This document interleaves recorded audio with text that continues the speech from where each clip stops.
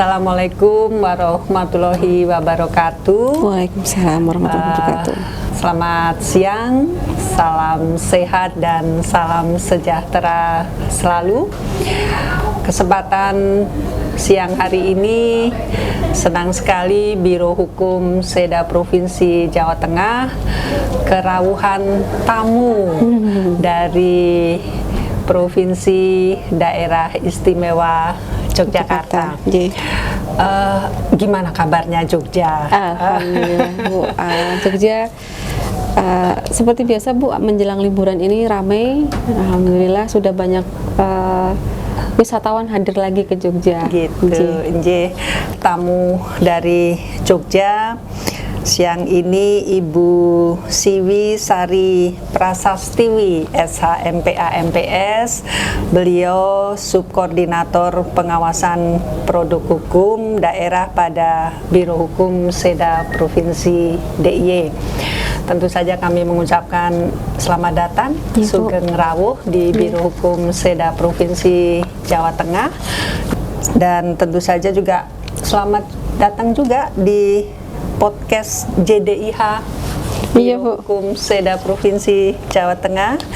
Dan tentu saja kesempatan ini mungkin kita ingin sharing terkait bagaimana pengawasan produk hukum daerah yang selama ini sudah menjadi tusi, salah satu tusi dari Biro Hukum terkait implementasi tugas gubernur sebagai wakil pemerintah pusat di daerah. Untuk DIY sendiri, tugas-tugas pengawasan terhadap produk hukum daerah untuk DIY secara wilayah membawahi berapa kabupaten kota? Bu, terima kasih. Perlu kami sampaikan Ibu, kami dari Biro Hukum Seda Provinsi Pemda DIY di bagian pengawasan produk hukum kabupaten kota, kami bertugas untuk mengawasi atau melakukan pembinaan dan pengawasan terhadap 5 kabupaten dan kota yang ada di DIY. Ada Kabupaten Gunung Kidul, Kulon Progo, Sleman, Bantul, dan 1 kota Yogyakarta. Mungkin kesempatan ini bisa disampaikan prosedur mekanisme pengawasan terhadap produk hukum daerah yang selama ini dilakukan khususnya di bagian pengawasan produk hukum daerah Provinsi DIY seperti apa? Matur nuwun Bu. Sebenarnya untuk pembinaan dan pengawasan produk hukum di Kabupaten Kota DIY, kami melaksanakan sesuai dengan ketentuan yang ada Ibu, bahwa kewajiban kita melakukan pembinaan itu secara terus melalui fasilitasi fasilitasi produk hukum Kabupaten Kota, baik Perda maupun Perkada, dan itu kami lakukan pembinaan dan pengawasan kami lakukan sejak di tahapan perencanaan sampai dengan kemudian nanti kami memberikan nomor register.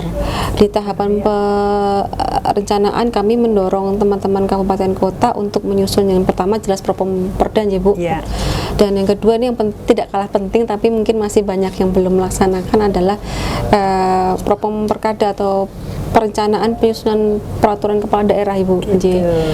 Karena banyak yang merasa mungkin ini bukan hal yang penting, namun kami selalu mendorong teman-teman di tempat kami di DIY ini untuk menyusun itu juga.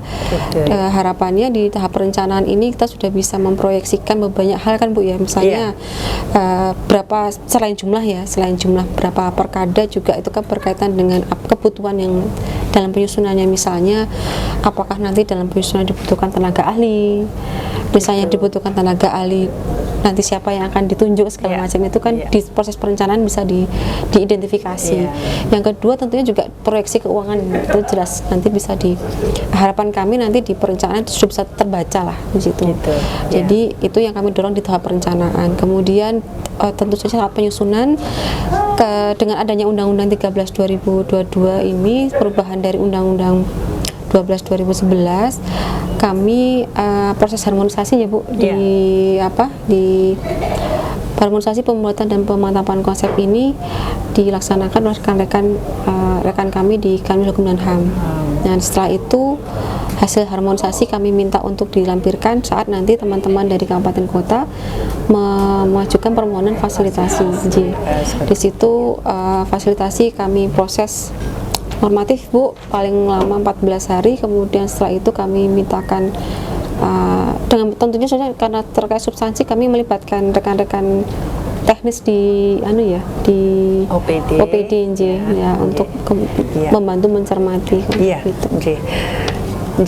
Barangkali pada dasarnya prosedur mekanisme pembentukan produk hukum daerah tentunya mungkin sama-sama kita mengacu dari mulai Undang-Undang 11-12 sebagaimana perubahannya 1322, kemudian juga tentu saja tidak terlepas dari Permendagri betul Ibu 80 2015 sebagaimana sudah diubah dengan Permendagri 120 tahun 2018. Barangkali juga pada kesempatan siang hari ini kami tanggapannya terkait dengan sejauh mana pemanfaatan teknologi informasi dalam hal pengawasan produk hukum daerah di pemerintah DIY. Seperti apa? Ya, terima kasih Bu. Jadi beberapa waktu yang lalu kami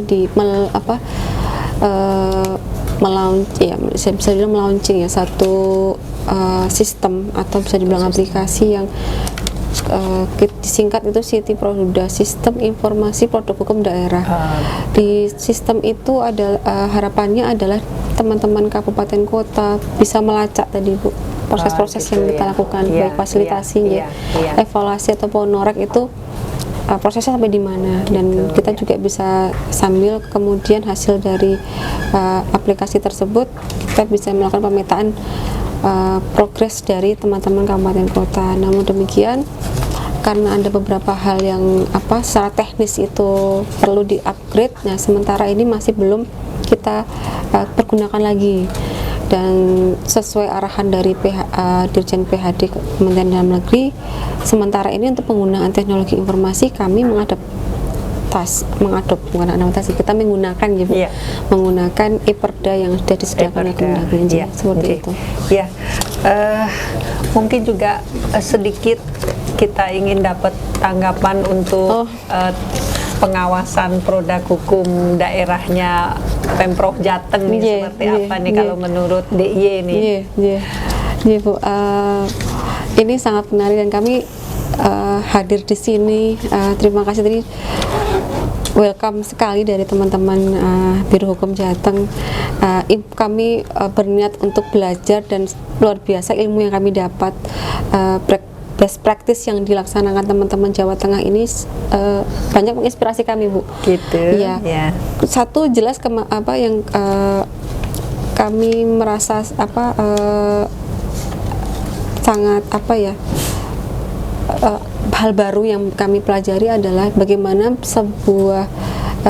bagian pengawasan di Jateng ini bisa memanage 35 kabupaten kota dengan ribuan produk dan bisa menghasilkan hasil fasilitasi yang tepat sesuai dengan normatifnya, tetapi juga tadi ada apakah substansi itu sesuai norma sesuai norma yang ada di masyarakat dan kemanfaatannya, dan itu